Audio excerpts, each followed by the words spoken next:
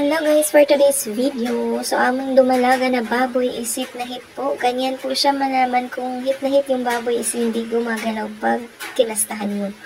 So first step is nililisi natin yung kanyang ari bago salpakan ng daanan ng similya. So ayan po yung tubo na ipapasok sa ari niya. Diyan po ipapadaan yung similya.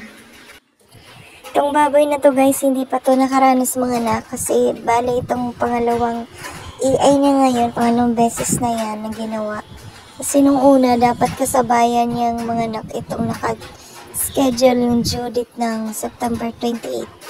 Hindi po siya nabuntis. Kaya ngayon, naglandi naman siya ulit. Ayan, ini-EI na naman natin siya. Sa walong inahin namin guys, dalawa lang yung hindi pa nabubuntis dyan. Dalawa pa lang yung, dalawa yung dumalaga na lang. So, ayan. Hit na hit po talaga siya kahit sinampahan niyo po yan. Hindi talaga siya gumagalaw. Gustong gusto talaga niya salpak. So, ganyan yung pag-EI guys.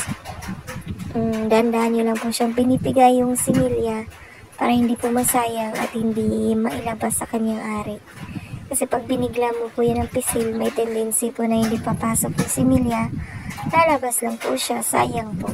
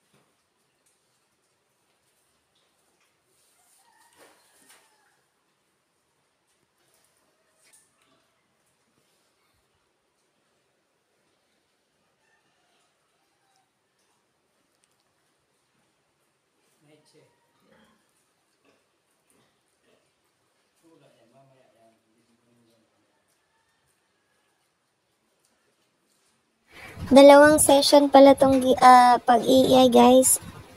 Bali, dalawang similya yan. Yung isa sa umaga, ito naman sa gabi na or sa hapon. So, gabi na namin yan nasalpakan kasi nga pumasok pa yung asawa ko. So, ayan. Ganyan po siya. Pag sinalpakan mo talaga ng hindi talaga siya gumagalaw. Talagang gustong gusto niya. So, hopefully, mabubuo yung niya ay sinalpak natin sa kanya at hindi na siya maglandi. Mabuntis na siya.